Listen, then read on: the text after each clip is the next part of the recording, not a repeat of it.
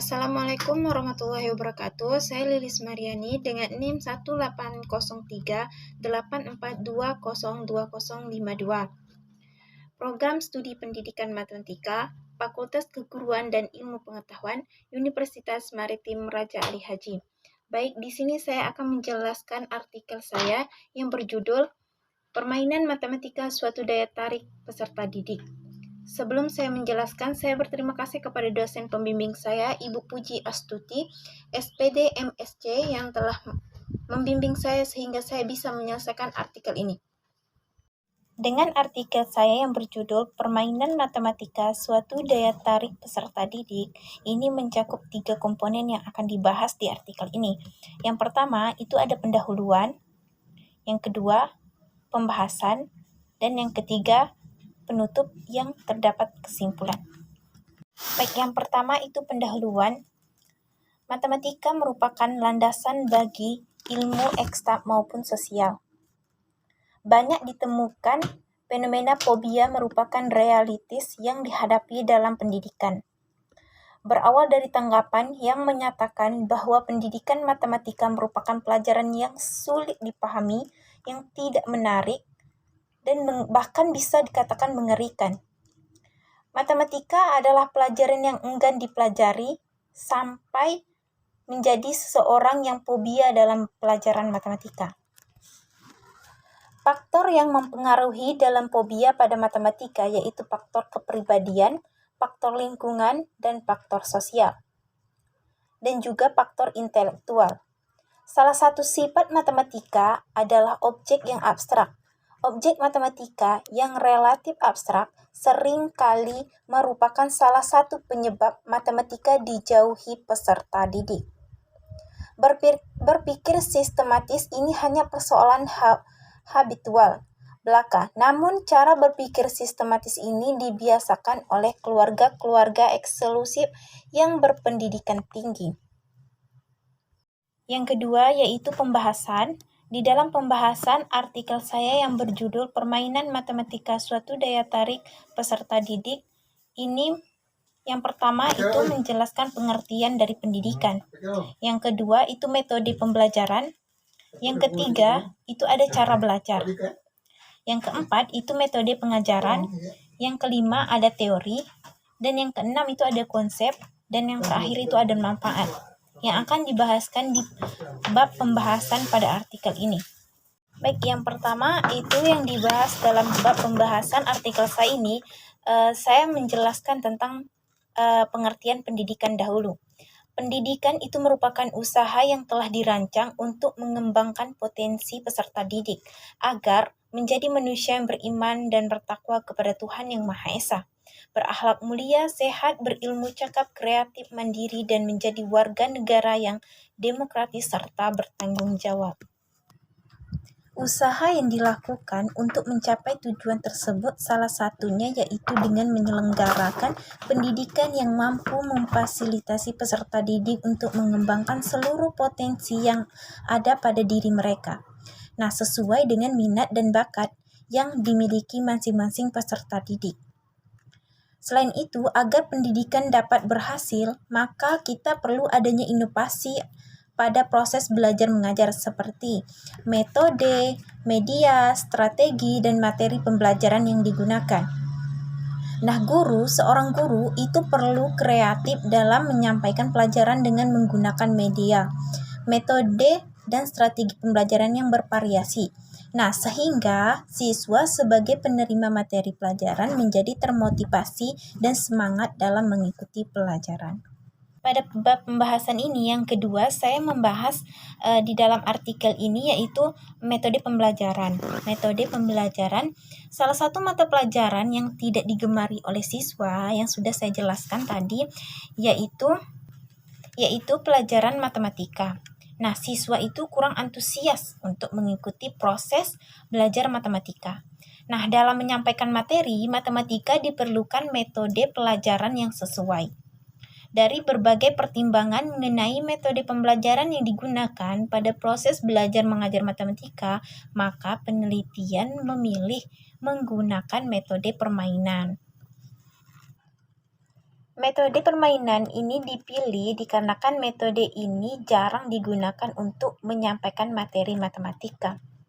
Selain itu, metode permainan diharapkan dalam pembelajaran ini cocok digunakan dalam menyampaikan materi matematika pada siswa yang kelasnya rendah. Metode permainan dapat menolong meningkatkan motivasi siswa dengan cara ketika siswa terlihat tidak konsentrasi pada pelajaran yang diterangkan guru, maka dialihkan kepada metode bermain dengan waktu tertentu sampai mereka kembali berkonsentrasi. Nah, itu adalah salah satu cara kita supaya matematika terlihat tertarik oleh siswa-siswa sekarang yang menganggap matematika itu adalah pembelajaran yang sangat sulit. Dan ada juga menurut Ali Hamzah dan Muhlis Rarini 2014 itu mengatakan bahwa penggunaan metode permainan dengan efektif diharapkan berpengaruh terhadap motivasi belajar siswa. Nah, penggunaan metode permainan akan membuat siswa belajar dengan suasana, kondisi, dan semangat yang berbeda, yaitu mempelajari matematika secara langsung, tidak hanya menghitung secara abstrak, tetapi belajar matematika sambil bermain. Dengan motivasi belajar siswa yang meningkat, maka hasil belajar siswa juga dapat meningkat. Nah, menurut Ngalim Purwonto tahun 2002, itu bermain dan belajar itu memiliki persamaan, yaitu keduanya terjadi perubahan yang dapat mengubah tingkah laku, sikap, dan pengalaman. Selanjutnya yang dibahas dalam bab pembahasan artikel saya ini yaitu cara belajar. Bagaimana sih cara belajar matematika? Yang saya bahaskan di dalam artikel saya ini dengan cara mencintai matematika. Nah, diungkapkan juga mencintai matematika merupakan keputusan yang bijaksana karena matematika itu merupakan pondasi sains dan teknologi yang cukup beralasan untuk dipelajari. Jadi di dalam pembahasan yang saya bahaskan tadi itu cara belajar yaitu mencintai matematika. Karena matematika itu sangat penting, tidak hanya dalam pembelajaran matematika saja kita hanya membutuhkan matematika di pembelajaran lain, kita juga membutuhkan pembelajaran matematika. Untuk itu, penyajian pelajaran matematika itu perlu dikemas dengan bentuk dan cara yang menarik, agar kesan menakutkan dapat sirna dari anggapan peserta didik.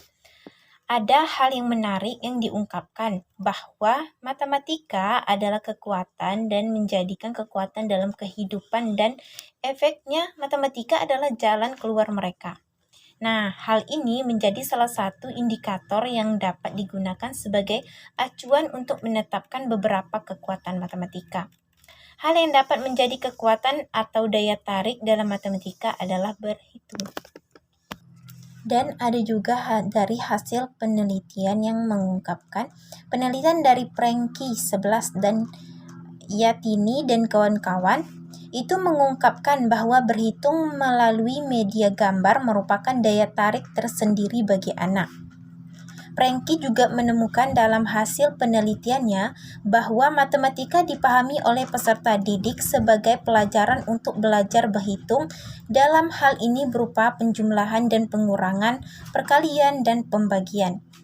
Nah, pemaknaan ini mendukung pemahaman peserta didik bahwa jika mereka dapat melakukan perhitungan, maka mereka telah berhasil dalam pelajaran matematika. Pelajaran matematika menurut sebagian peserta didik merupakan pelajaran yang menarik. Dengan adanya daya tarik tersendiri tersebut, peserta didik menjelaskan ketertarikan mereka terhadap mata pelajaran yang umumnya ditakuti oleh sebagian peserta didik. Peserta didik tertarik belajar matematika karena telah mempunyai cita-cita yang mengharuskan mereka tampil dalam matematika. Yang selanjutnya yang dibahas dalam artikel pembahasan artikel saya ini yaitu metode pelajaran. Nah, metode pelajaran yang digunakan guru akan berpengaruh terhadap hasil belajar siswa dan jalannya pembelajaran.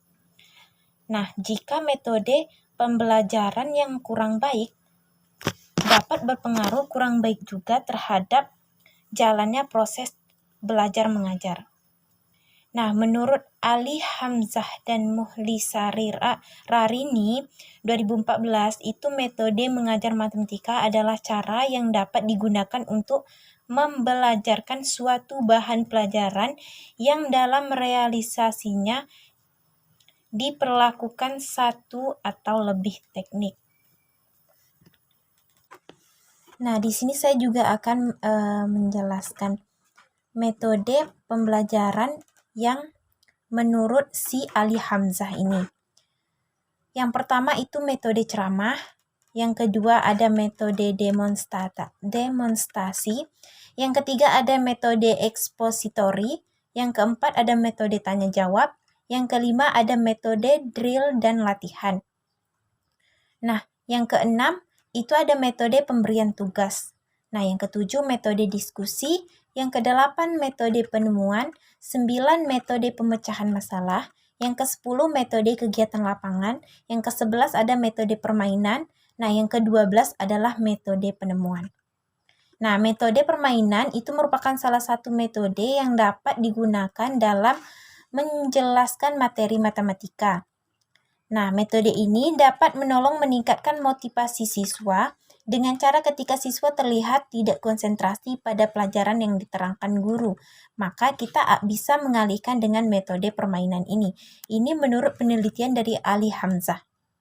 Dan ada juga menurut Aris Nawati dan Ahmad Saifuddin, itu metode permainan sebagai cara yang digunakan guru dalam menyajikan pelajaran dengan menciptakan suasana yang menyenangkan.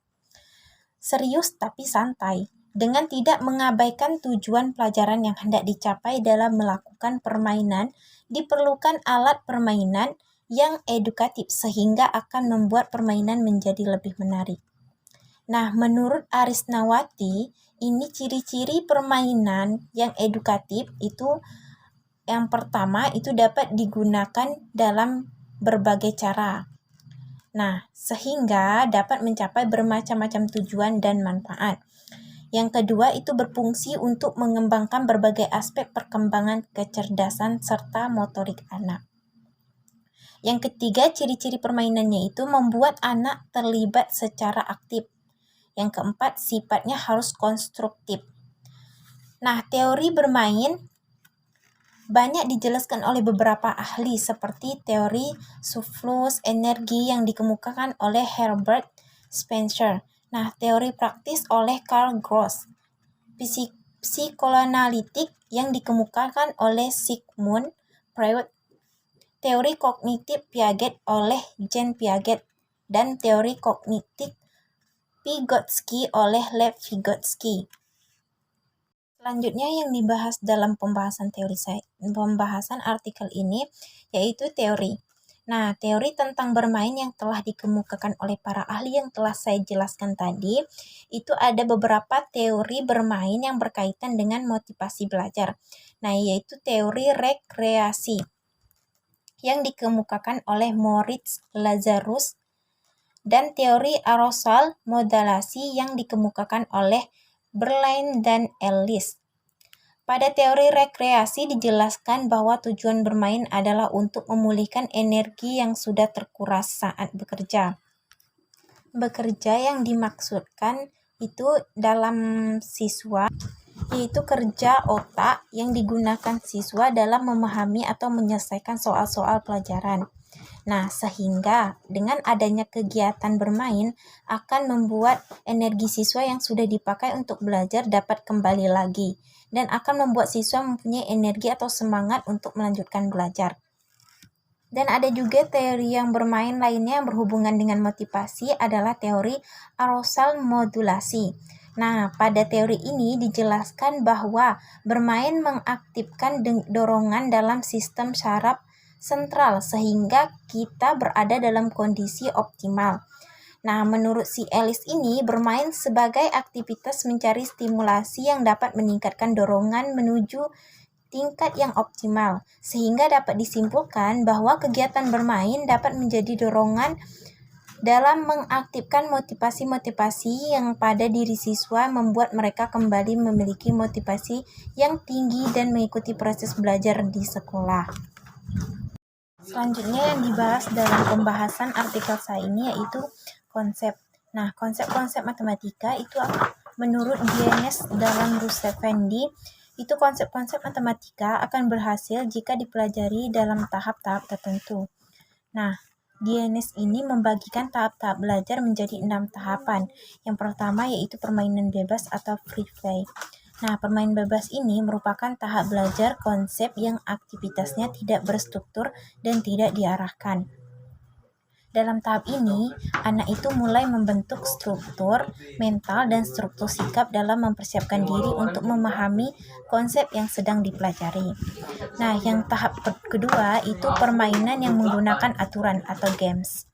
Nah, dalam permainan yang disertai aturan, siswa ini sudah mulai meneliti pola-pola dan keteraturan yang terdapat dalam konsep tertentu.